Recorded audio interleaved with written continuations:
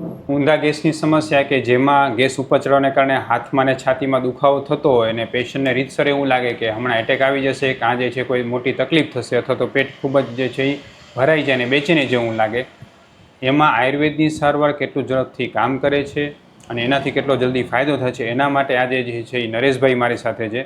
જય શ્રી કૃષ્ણ જય નરેશભાઈ. શ્રી કૃષ્ણ. નરેશભાઈ ક્યાંથી આવો છો તમે? સાપરથી, રાજકોટની બાજુમાં. રાજકોટથી, બરાબર છે. અને તમને શું સમસ્યા હતી?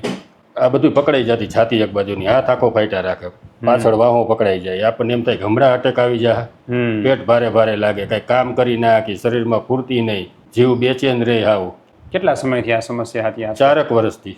4 વર્ષથી? 4 વર્ષથી. તો એના માટે તમે રાજકોટમાં કેટલા ડોક્ટરને મળ્યા છો આશરે?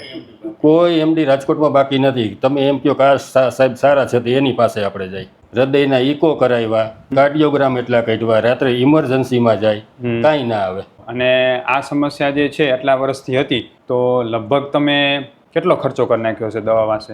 2.5 થી 3 લાખ રૂપિયા તો પાકા જ સાહેબ. અને લગભગ રાજકોટના બધા ડોક્ટર મળ્યા? કોઈ મેન એમડી બાકી નથી, કોઈ કાર્ડિયોલોજી બાકી નથી. નિદાન શું આવતું? નિદાનમાં કાંઈ નહીં, તમને કાંઈ તકલીફ નથી કે સ્નાયુનો દુખાવો છે એમ કે પીતવાયું ઊંધા ચડે છે, ઊંધો ગેસ છે ના કે. પણ દવાથી કાંઈ ફાયદો થતો નહીં? દવા પી ત્યાં સુધી ફાયદો, પાછું એવું ને એવું. દિવસમાં ક્યારેક ક્યારેક તો 4 વાર દવા પીવી પડે. અમુક સિરપ એટલા પછી સિરપ પીવા પડે. તો રોજની કેટલી દવા ખાતા તમે? 8 થી 10 ટેબ્લેટ રોજની? હા, અને 3 ટાઈમ સિરપ. તો એ રિઝલ્ટ કાંઈ નહીં સાહેબ. એટલે 2-3 લાખ રૂપિયા ખર્ચા, રિપોર્ટ કરાવ્યા અને સિરપ ને ગોળીઓ રોજ ખાતા તો રિઝલ્ટ કાંઈ નહીં? કાંઈ નહીં. બરાબર. તો પછી આપણી હોસ્પિટલમાં આવવાની જાણ તમને રાજકોટથી કઈ રીતે થઈ? આ વિડીયો મારફત જ સાહેબ. પછી વિડીયોમાં જે રીતે પેશન્ટને સારું થઈ જતું, જેટલું સારું લાગતું, તમને એવો જ સારો અનુભવ થયો? હા, 100%. હાલ તમને કેવું લાગે છે? અત્યારે કોઈ પણ જાતની કાંઈ તકલીફ જ નથી. પેલા જો સીડી ના ચડી શકતો, ટેકો જોતો, એની જગ્યાએ અત્યારે સીડી હું એ મારી રીતે વગર ટેકે ચડી જાઉં, ઉતરી જાઉં. જાજુ ચાલી ના શકતો, અત્યારે એક શ્વાસે 3 કિલોમીટર હાલ્યો જાઉં છું સ્પીડમાં. કાયમીની માટે વાડીએ જાઉં ને આવું બધું કામે કરું. અને પહેલાં જ્યારે આ બધી તકલીફ થતી ત્યારે ગેસ તમને કેવો ચડી જતો? એમ કેટલી હેરાનગતિ કરાવતો? અરે સાહેબ, આપણને એમ થઈ જાય ગમડા અટેક આવી જાય કે બેચેન જ રહી, આવ કે એમ જીવ જ ના લાગે. અને ઇમરજન્સીમાં ટૂંકમાં કેટલી વાર જઈ આવ્યા છો? ઇમરજન્સીમાં 3 વાર ગયા અમે રાત્રે. હા. અને પછી ડૉક્ટર શું કરે? ઇન્જેક્શન એકાદું મારી દે. હા. અને પછી ગેસ ને એસિડિટીની એવી ટેબ્લેટ આપે, બહુ થાય તો બીપીની 1-2 આપે, કાંઈ એવું લાગે તો પી લેજો. એટલે એ સમય પૂરતું રાહત થઈ જાય? રાહત પૂરતું. પાછી તકલીફ તો એમને એમ જ. પાચન કેટલું ખરાબ હતું તમારું પહેલા? અરે સાહેબ, કાંઈ ખાઈ જ ના આપતો. ઘી વાળું નહીં, તીખું નહીં, તળેલું નહીં, બટેકા નહીં, રીંગણા નહીં, ચણાવાળી કોઈ વસ્તુ નહીં. અને એ ખાવ તો શું થતું? એ ખાવ એટલે સેમ આ જ તકલીફ પાછી થતી. અને પછી તમે મને એવું લખાયું હતું કે રોજ એસિડિટીની ગોળી ખાવી જ પડે? એ તો 100% તકલીફ થઈ જાય. તો આપણી પાસે અહીંયા આવ્યા, આપણે પંચકર્મમાં સારવાર શરૂ કરી, 3 મહિના રેગ્યુલર દવા થઈ, તમને કેટલું ફેરફાર લાગે? 100% સાહેબ અત્યારે. અને એક ટેબ્લેટ અત્યારે નથી ખાધી મેં આપણી દવા ચાલુ કર્યા પછી. બધી ટેબ્લેટ મુકાઈ? બધી બંધ છે. તો હવે પેલા કરતા શરીરમાં કેટલી સ્ફૂર્તિ લાગે? શરીરમાં 100% ફૂર્તિ. કેટલું વજન ઘટ્યું? 10 કિલો. 10 કિલો વજન ઘટ્યું. અને પેલા કેટલું હતું વજન? પેલા હતું 102 કિલો. હા. અને હવે? 91.6 છે. અત્યારે 91.6 છે. હવે જે 10 કિલો વજન ઘટ્યું, તમને જરાય નબળાઈ લાગી? નહીં. નાટકની સ્ફૂર્તિ લાગી? હા, ફૂર્તિ લાગી. એમ. હવે તમે મને કહો, તમે તો વાડીમાં કામ કરો છો, બરોબર? એક ખાસ હું તમને એ કહું કે ભરતભાઈ અને નરેશભાઈ, આ બંને જે છે એ ભાઈઓ છે, સાપરમાં ખૂબ સરસ રીતે મહેનત કરે છે. સુખી સંપન્ન પરિવારમાં હોવા છતાં પણ એવું નથી વિચારતા કે આપણે જે ખેતી મૂકી દઈ અને હવે માત્ર આરામ કરીએ. પણ ખેતી જાતે કરે છે. એમના છોકરાઓ પણ એન્જિનિયર, સોફ્ટવેર એન્જિનિયર હોવા છતાં પણ જાતે ખેતી કરે છે. અને એ ખરેખર લોકો માટે ઉદાહરણ છે કે શારીરિક શ્રમ ન મૂકવાથી કેટલો સરસ ફાયદો થાય છે. હવે ખેતીમાં કેવું? જોરદાર? હા સાહેબ.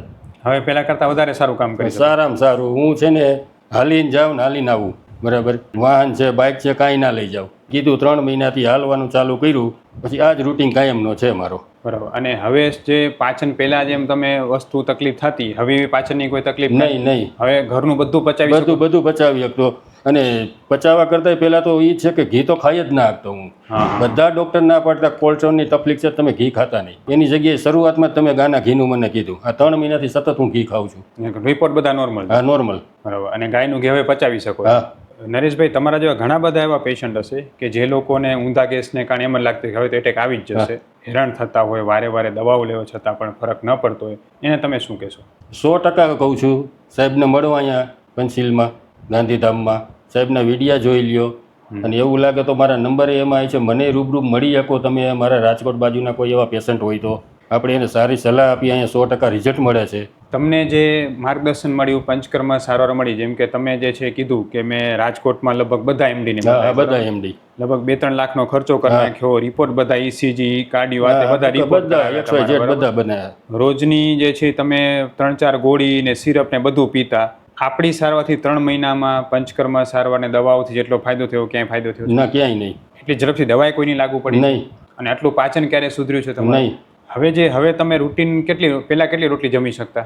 પહેલાં તો સાહેબ એમ થાય કે સવારે નાસ્તો કર્યો હોય તો બપોરે જમવું જ નથી, અને બપોરે જમ્યું હોય તો સાંજે ના જમવું. હા, અને હવે તો એ 3 ટાઈમ અને વ્યવસ્થિત જમી વ્યવસ્થિત, અને શરીરમાં સ્ફૂર્તિ ફૂર્તિ રહી છે. એટલે ખરેખર જે છે એ મારે એ કહેવાનું છે કે પાચન શક્તિ વગર ખાઈએ તો ઝેર સમાન થાય અને શરીરમાં આળસ કરે, ને પાચન સુધારીને ખાઈએ તો એની વસ્તુ શરીરમાં સ્ફૂર્તિને વધારે.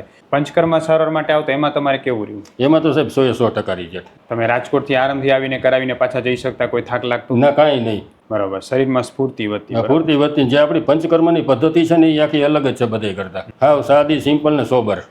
હું પણ તમને એ કહેવા માંગુ છું કે તમે કોઈ પણ જગ્યાએ પંચકર્મ સારવાર કરાવતા હો તો એ ડૉક્ટરને ખાસ પૂછો કે આ સારવારથી મને નબળાઈ તો નહીં આવી જાય ને, મારા શરીરમાં સ્ફૂર્તિ કેટલી વધશે ને મારો રોગ કેટલો ઝડપથી દૂર થશે. કારણ કે સાચી રીતે પંચકર્મ સારવાર કરી તો શરીરમાં સ્ફૂર્તિ વધી જોઈએ, રોગ દૂર થવો જોઈએ, અને શરીરમાં નબળાઈ તો ક્યારેય ના આવી જોઈએ. નરેશભાઈ, તમને કહેતા કે તમારો કોઠો ગરમીનો છે તો તમે બીજી કોઈ વસ્તુ ગરમ પડતી, આપણી દવા ક્યારે ગરમ પડી છે? ના, કોઈ દિવસ નહીં સર. બરાબર. એટલે તમે લોકો માનતા કે આયુર્વેદના ઉકાળા છે એ ગરમ પડે કે તમને ક્યારે ગરમ? ના. એટલે હું એ પણ તમને કહેવા માંગુ છું કે આયુર્વેદના દવાઓ કોઈ ગરમ નથી. જો આયુર્વેદમાં નિદાન તમારું સાચું ન થાય ને તો જ તમને દવા ગરમ પડી શકે. હું ડૉક્ટર વિશાલ પંડ્યા એક MD આયુર્વેદ ડૉક્ટર છું.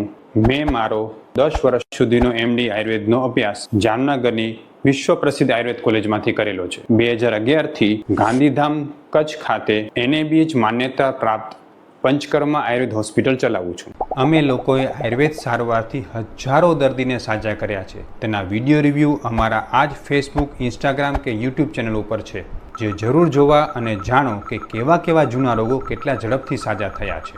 અમે 2 રીતે સારવાર કરતા હોઈએ છીએ.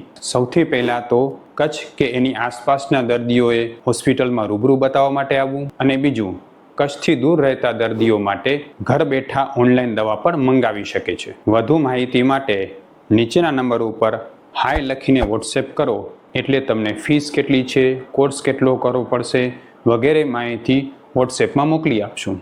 ગુજરાતમાં કોઈ પણ જગ્યાએ કોઈ પણ વ્યક્તિ એવું માનતું હોય કે મને આયુર્વેદ દવા ગરમ પડે છે, માફક નથી આવતી, તો એ લોકો અમારો સંપર્ક પણ કરી શકે છે. અમે ઓનલાઈન અને રૂબરૂ બંને રીતે સારવાર કરતા હોઈએ છીએ. તમે તમારા જેવા પેશન્ટને કીધું કે અહીંયા આવી શકો. તમારો જે આ વિડીયો છે ને એ લોકોને આયુર્વેદમાં શ્રદ્ધા ઉત્પન્ન કરશે. એના માટે આપણે આ વિડીયો જે છે ફેસબુક, ઇન્સ્ટાગ્રામ, યુટ્યુબમાં મૂકી શકીએ? હા, 100% સાહેબ. આ એક સેવાનું કામ છે.